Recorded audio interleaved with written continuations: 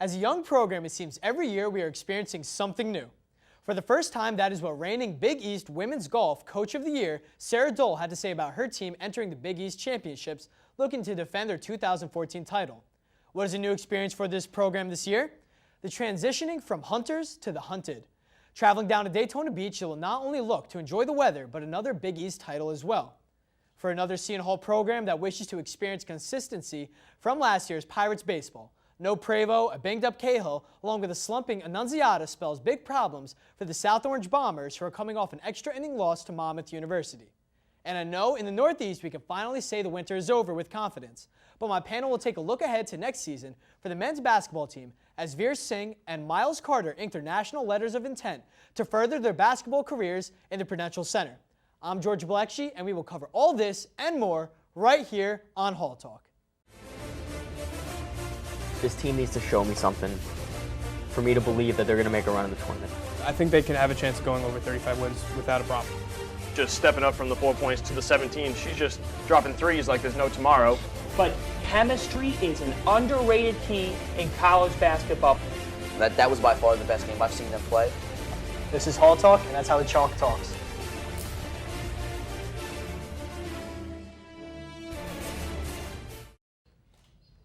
Welcome back to our Pirate Television studios right here on the campus of Seton Hall University.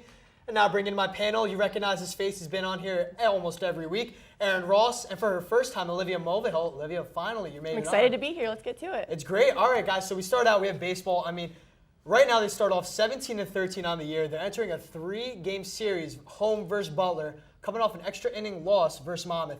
Aaron, I'll start with you. Right now, what's just going wrong for this team? See, for me, the thing is they need run support.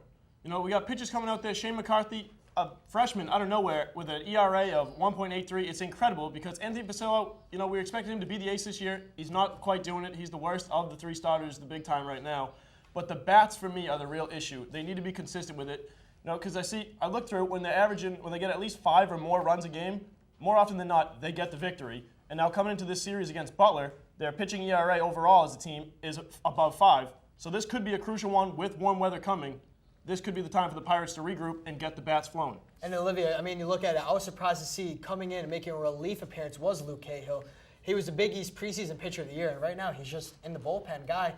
What do they need to look for in this pitching staff? Yeah, right now I think they really have to look to their freshmen to really come in and step up. You saw in St. John's on Sunday, they had Zach Skellinger, pitched a great game. You know, Anthony Pasillo also doing well as a sophomore, but they really need to look to Shane McCarthy to come back and bring his consistency back. That's what this team needs. They need to bring the consistency back that they had in the beginning of the season when they had their great win against St. Peter's and all those great wins. And of course, both of you speak about Shane McCarthy. I mean, the guy is a sub-2 ERA. Someone else has to step up besides him. Aaron, who do you have that needs to step up for this team? It's got to be, like I said before, it's got to be Anthony Pasillo. He has to. You know, he needs to get back in the groove. You know, we lost Prevo. Cahill, you know, he's hurt on and off. Pasillo's got to be my guy. I look toward the batting for Seton Hall right now. I mean, DJ Rollman, Sal Annunziata, they're just not doing as much as they were doing in the beginning of the season. And when you play a game against Butler, who is #1 in the Big East right now in batting, you're going to have to bring your A game no matter what. And I definitely look towards those two to bring their game this weekend. And look at Sal Annunziata. I mean, he's the big bat in the lineup, of course, and you're looking for him to just change the pace of the game with the big hit himself, whether it goes yard or for extra bases. But who has stepped up this year so far in absence of all these stars? I'd got to go with a freshman. I mean, you know, it's looking at, you know, Zach Skellinger, Shane McCarthy. They've really shown that they're here to stay. And even the walk-on Matt Leon, they're really putting their game out there. And I think that as a young team, that's what these freshmen need to do after losing so many great guys last year. You know, I still like Zach Weigel. You know, a few weeks ago, Big East Player of the Week, a couple times. I like him, get his consistency going because he's got to spark the bats for the team. And Sal needs to get out of his slump. That is a real key. He's known for his power hitting and all that, so we need him to get going. Maybe Zach, even Jenkins, even with his speed, get him on the base path, and, you know, we're running around, we're scoring. Do you see this team getting back on pace and trying to break this slump? I mean, they're just above 500, but do they start a hot streak here in a homestand against Butler that'll take the course of the weekend? I have confidence in this team this weekend. I mean, Butler's coming off a big loss from St. John's. Obviously, you know, we didn't play as well against St. John's, but Butler's sitting at no wins in the Big East right now. We at least have an edge over them, and even though Butler is #1 right now in batting, I feel like if, you know, Annunziata's coming out, big. DJ Woolman's coming out big. Jenkins is coming out big. I feel like we'll really put up a good fight against them. Definitely, I agree. You know, we're 4-2 in the Big East. It was a tough road battle against St. John's, but I think we still got it, especially with this warm weather coming. That's going to heat up the bats for me. Definitely. And I think all the slumps are done, and we're going to start winning, getting our consistency going, and we're going to catch a groove. That's what I think the Seton Hall Pirates will do. When does this groove get caught, though? I mean, it's going to be a amount of time where they run out of time. Season's going to be coming to a close in the Big East tournament, and a lot's going to come down to them from postseason play. They need to now, this weekend. This Butler series is going to be the statement series. That's what it is. Yeah, this series for them is definitely make or break because you only got, about a month left. You know, they got to start stepping up now, and if they don't, we might not see the Seton Hall team we saw last year this year. Especially in a conference where you could be the top dog 1 point and being from the outside looking in. Normally led by St. John's, Seton Hall, and Creighton. Big East is up for grabs every week, every weekend. And I mean, guys, past us, past our panel, we head to the green. Our very own Kevin Huebler went to the green, got some of the students' reactions from the baseball team, and want to find out what the student body has to say about this program and the season they're having thus far. What's up, guys? Kevin Huebler out here on the green. We got a beautiful day, shades on. Gonna go see what people know about Seton Hall baseball and softball. What would you say the baseball team is doing this year? Well, they're doing pretty good, just keeping up with the hard work. It's a lot of practice, a lot of time, but they can get through it. Well, I don't know. Like, Seton Hall's always actually done pretty good in baseball, softball, or any sport, to be honest. Like, we're D1. Like, we're the Pirates, of course. I think they're going to do great. There's a lot of potential. There's a lot of young kids on the team, right, Lisa? Yep, she's a big fan. So, yeah, I think they have a lot of potential. Probably pretty good. I mean, I don't, watch the games, but from what I hear, everyone says the baseball team is mad good, so. I always try to have a little bit of optimism when it comes to Pirate sports, so I think they're gonna be pretty decent this year, if not more. Who do you think the best player is on the team? The best player, don't really know a lot of people. I'd say, is his name Derek Jenkins? I don't know. We have a lot of good guys. I couldn't pin it down to one. I won't say it was any one player that shines above all. I think we'd all just work together. Hard to say. I have a lot of friends that are seniors on the baseball team, so it's really hard to pick one out. But I would say Luke Cahill. I hear his name a lot. Can you tell me how many games they play in a series against a team? Maybe 4. They usually go between 2 and 3 games. 30? 3. I'm going to go with 3. I'm going to go somewhere between 40 and 50,000. There you have it. Some people with serious knowledge of Seton Hall baseball here on the campus of Seton Hall. Others, not so much.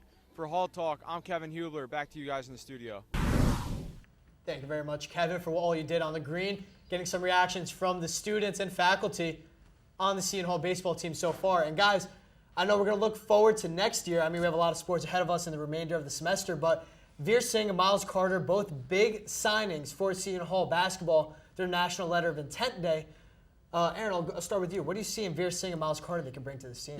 Veer Singh, I see a lot similar to Brandon Mobley. He's a little bit shorter, but he's versatile, just like him, where you can get him down low on the block and outside as a sharpshooter. He's a top 20 recruit in his position under ESPN. He also came from the exact same AAU team that brought us the great Angel Delgado and Kadeen Carrington, and we know they know how to develop their players, especially with Angel Delgado getting Big East Rookie of the Year. So I think that's a big step. And Olivia? Oh, yeah, definitely Miles coming in. I mean, he's a big guy. He's 6'9". He's definitely going to be the guy to step up and help Angel down the front court. We saw a lot this season. We struggled getting rebounds offensively. Angel is really the big guy to get the rebounds, so I think Miles will come in, definitely be the one to step up and help him. And he's definitely a great replacement for Brandon Mobley. I like you bring up Miles Carter, the replacement as for Brandon Mobley. I mean, as great of an offensive rebounder, one of the best defenders you'll get, just as a freshman across the nation as well. Batman can only do so much without his Robin. Exactly. Do you see Miles Carter stepping in and really taking over the absence of Mobley? I see him being an extraordinary asset to this team.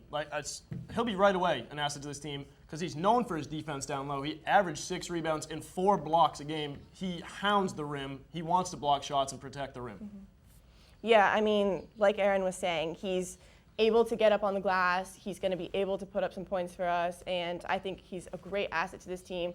He's kind of on the smaller side, so I think once we get him in our brand new weight room, he'll definitely bulk up and show something good for the Pirates. Always a good plug there. I mean, the brand new weight room they got, the players will definitely bulk up. Yeah. And I mean, that's the only player we're looking forward to welcoming in the fall.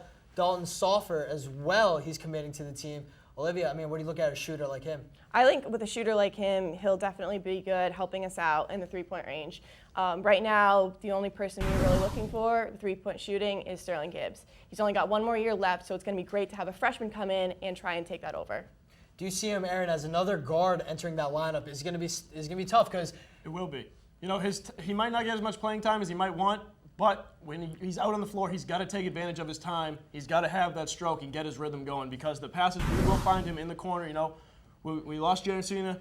You know, we've got Isaiah Whitehead. He's going to be everywhere, ball handling. Same with Sterling Gibbs. And Kadeen, his shooting's not as good as most guards are, but he can get to the rim. So we need someone on the outside he can drive and kick out to. So it'll be huge to have him out there as a sharpshooter. When you look at this team, looking over to them next season, as hot of a start they had, that's when they hit the real bumps in the road is when it came to conference play. It doesn't matter who they have out of conference, who's home, who's away.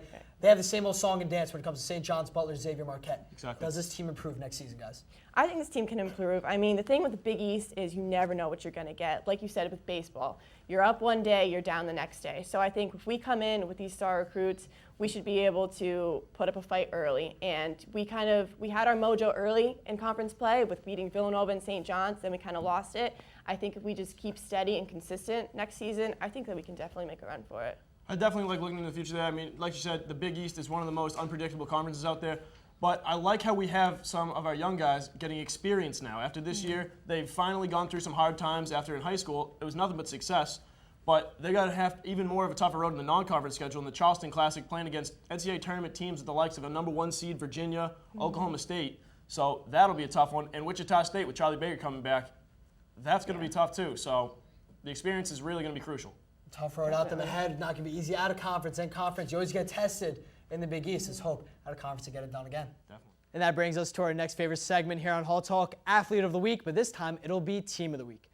Every green on the signature Arthur Hills course will challenge all competitors for the Seton Hall women's golf team. And that is why they are named Hall Talk's Team of the Week. The Pirates are coming off a 6th place team finish at their own Pirate Invitational 2 weeks ago, but that should not deter any individual from having confidence for these ladies to come out on top. Last year, an almost identical lineup down at Daytona Beach led from start to finish and finished 7 strokes ahead of the runner-up to bring home the first Big East title in the program's history. Well, 4 of those 5 starters from last year make their conference championship return, with highly touted freshman Cassie Pantalis replacing graduate senior Hannah Basilone in her championship debut. As a top seed entering the weekend, Seton Hall trails by 1 stroke after the first round, taking the pressure that comes along with being the defending champs. These young ladies are falling nothing short of spectacular early on in down south. And that is why Allie Cruz, who has finished 4 over par, and the rest of her teammates are our Team of the Week. So guys, before we leave you here, I just want to wish the ladies good luck down there in Daytona. I love golf, and I want them to be successful. Yeah, I want to see another Big East championship banner in our field house. It'd be awesome if they won again. I got to agree with you guys there. So thank you very much for tuning into Hall Talk this week. And of course, good luck to the ladies down at Daytona Beach. Wish I was down there in sunny Florida with them as well. Make sure to tune in this week to our YouTube page. We'll have all coverage of the men's home series versus Butler for baseball. I'm George Balekji. He's Aaron Ross. Olivia Mulvihill, thank you very much. Great first time here on the show. Thank you. And this is Hall Talk.